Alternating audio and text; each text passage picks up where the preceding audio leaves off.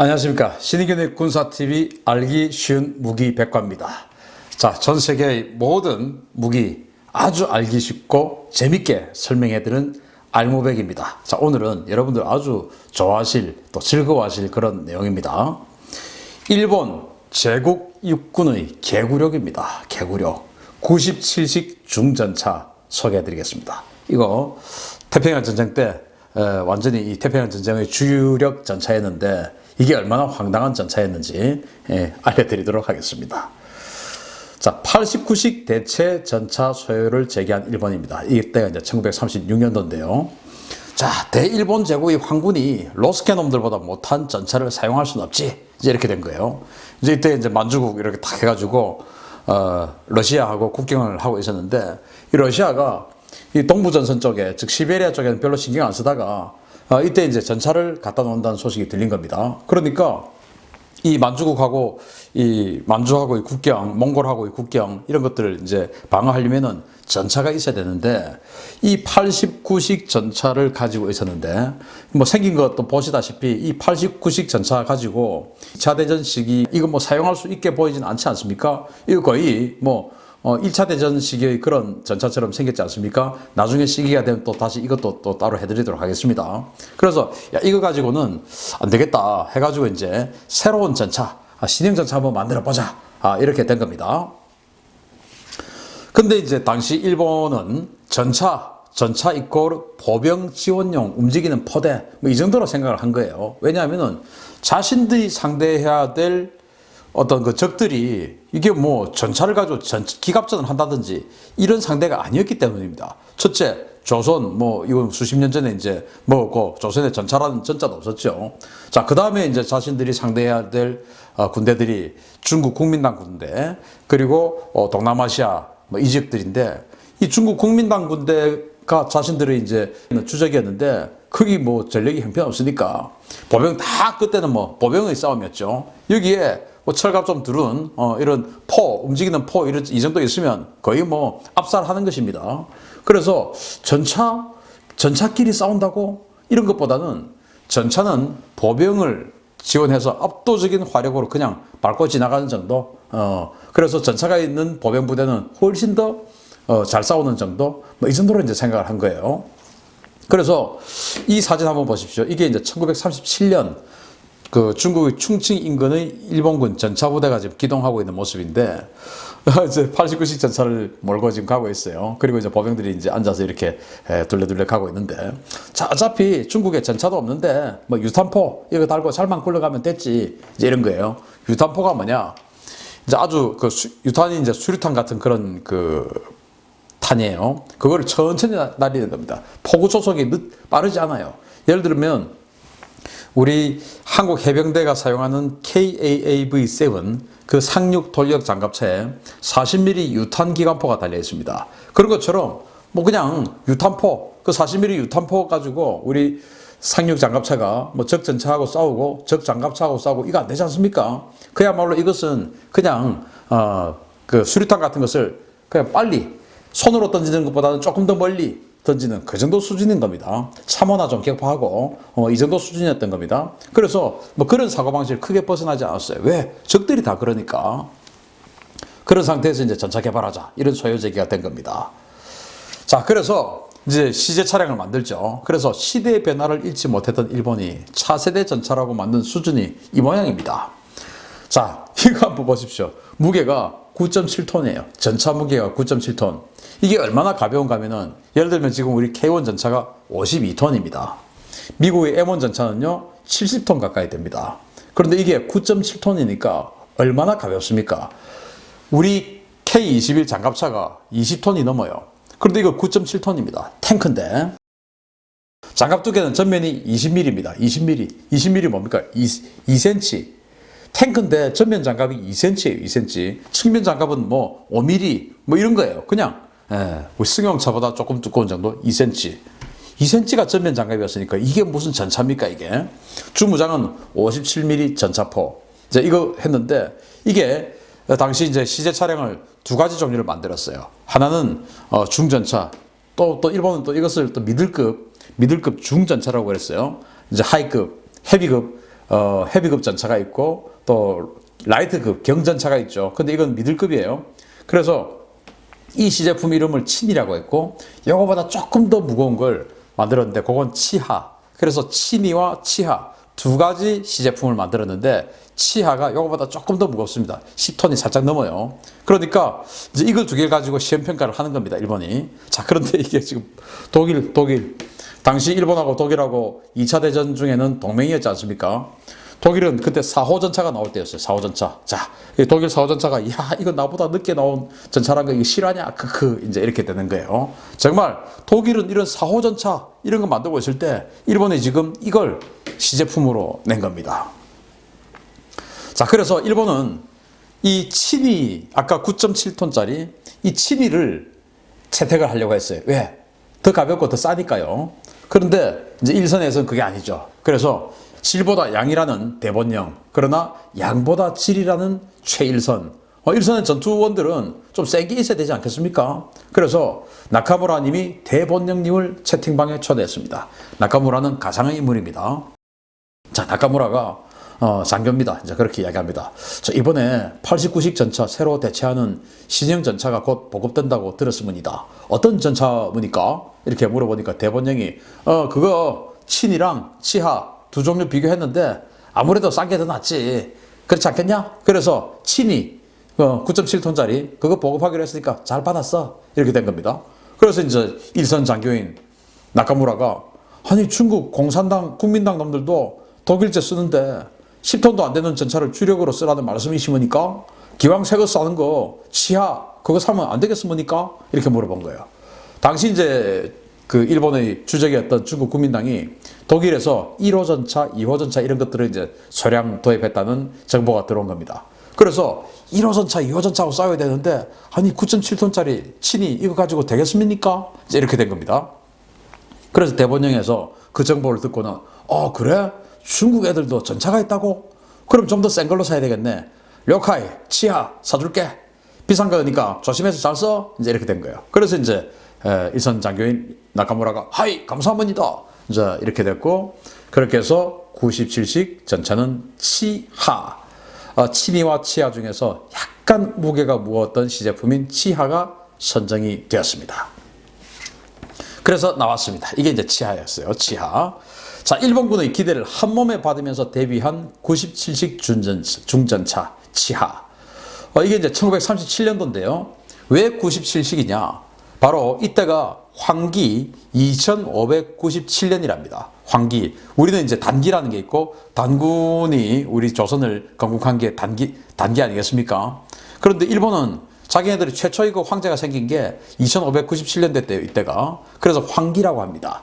그래서 97식 1937년인데 일본은 황기에서 2500자를 빼고 끝 97 남은 것을 가지고 97식 전차라고 하는 겁니다. 그래서 우리하고 좀 헷갈려요. 그러다가 또 어떤 거는 뭐 38식 소총 이런 거 또 뭐 이런 것도 뭐 메이지 38년 뭐 이런 또 연호를 쓰기도 하고 이건 또 황기를 쓰기도 하고 요즘 또 서기를 쓰죠. 그래서 아주 헷갈리는데 어쨌든 이 97식 전차는 황기 2597에서 2500을 빼고 97 그래서 97식이고 개발된 거는 1937년입니다. 자, 전투 중량이 친이는 9.7톤이었던 데 비해서 이것은 16.8톤입니다. 제법 무겁죠. 장갑 두께는 친이가 앞이 전면 장갑이 20mm였던 데 비해서 이것은 25에서 50mm입니다. 근데 이 50mm가 포방패에 있는 이 부분이 50mm지 대부분은 25mm였답니다. 2cm, 2.5cm 뭐 요만큼이죠.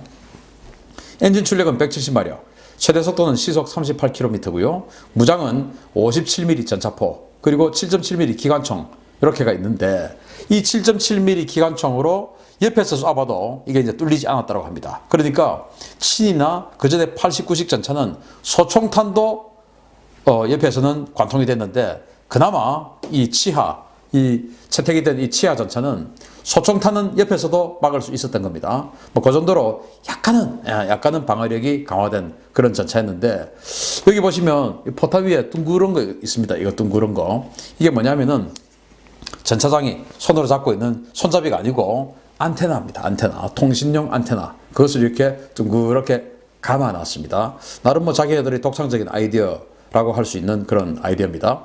이렇게 해서 시제품 치하가 97식으로 채택이 되었고, 이게 이제 일본군에 대량으로 깔리는데, 일본군은 이걸 한 2000대 정도 생산을 했어요. 2차 대전 기간 중에. 자, 그런데 전략과 초기부터 제기된 우려입니다. 대전차 전투 준비는 안 하니까 이렇게 된 겁니다.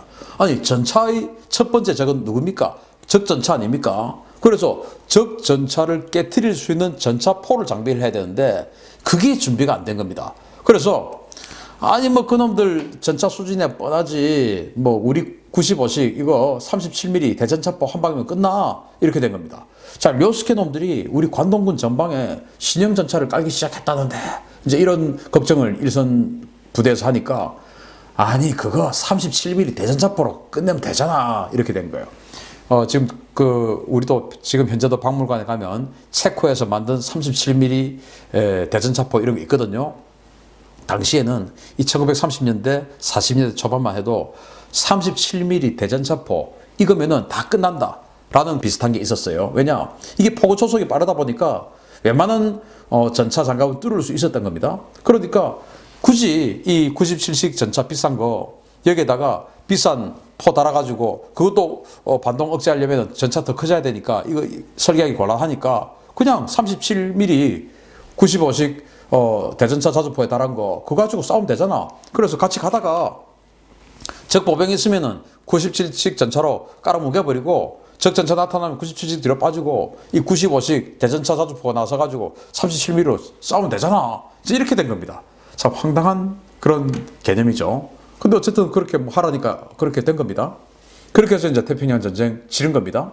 참 운도 좋았죠. 이런 사고로, 이런 전력으로 이 태평양 동아시아 전역을 갖다가 다 집어삼킬 뻔했으니까 참 이 지역이 얼마나 사실 그때 낙후되었는가를 사실은 알 수 있습니다. 이때 뭐 독일에서는 뭐 나중에는 곧 몇 년 후에 막 티거 뭐 이런 거 다 나오던 시절에 사실 이게 뭡니까 이게?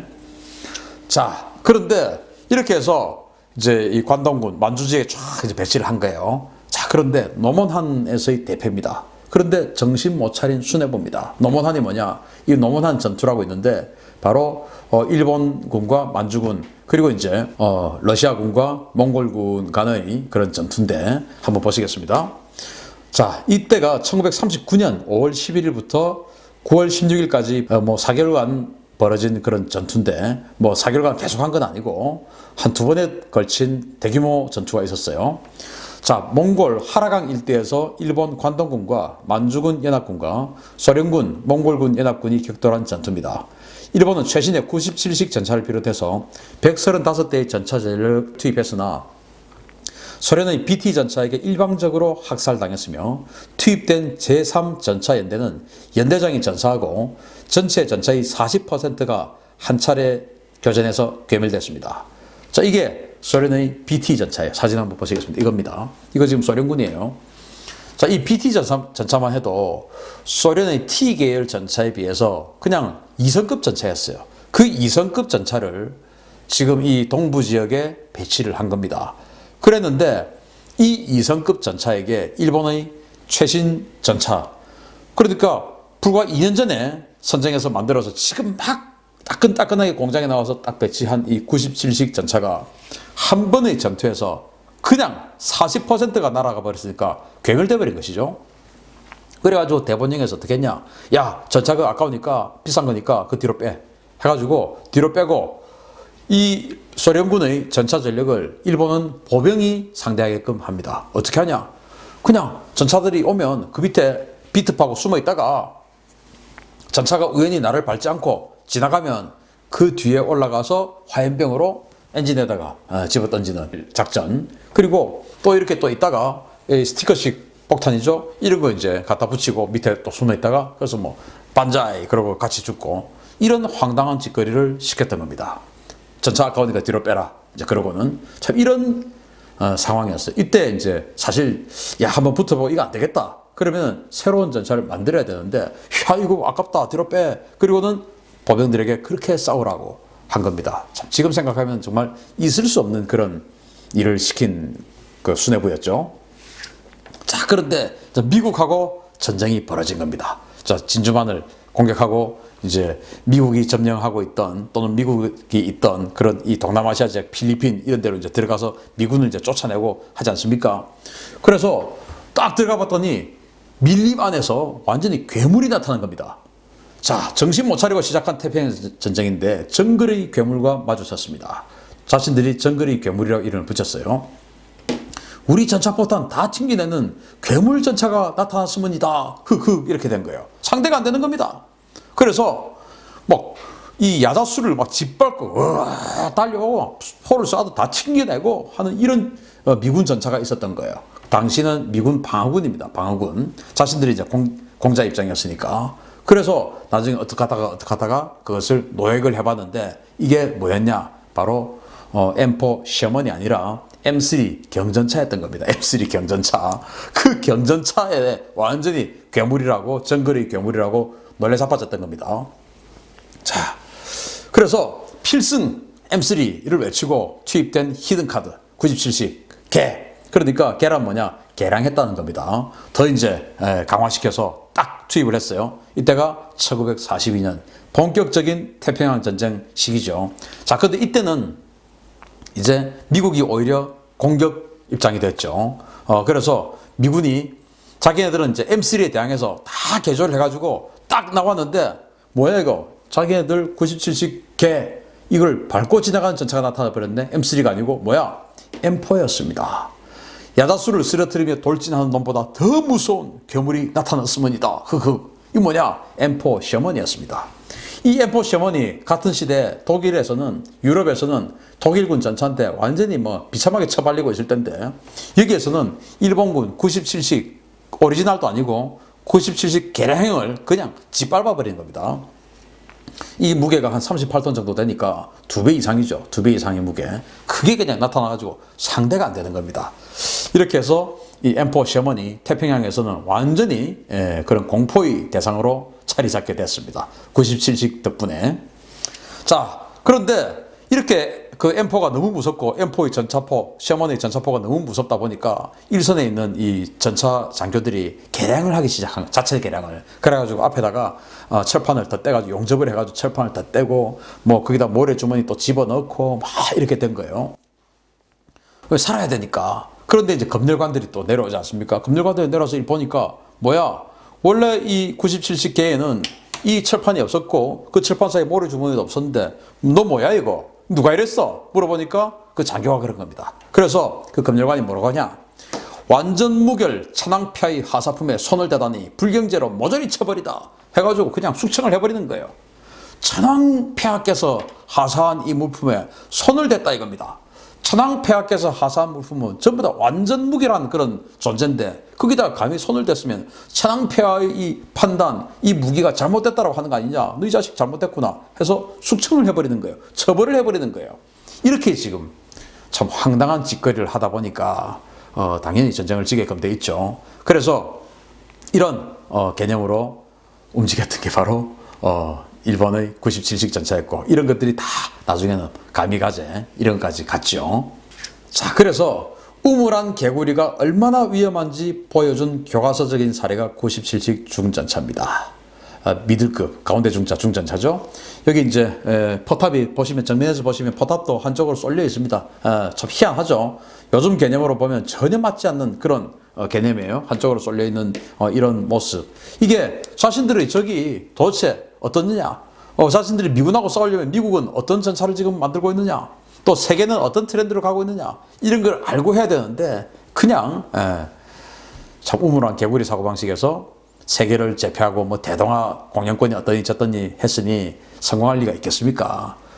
정말 더 분통하고 안타까운 것은 그런 놈들에게 우리가 짓밟혔다는 것도 더 분통하고 안타깝습니다. 그래서 이따위 놈들에게 두 번 다시 짓밟히지 않도록 지금 우리 군에서 자신들의 밥그릇 챙기기 하지 말고 진짜 좋은 무기, 이길 수 있는 무기 만들어 갔으면 좋겠습니다. 아무튼 일본 제국 육군의 개구력 97식 전차 알려드렸습니다. 감사합니다.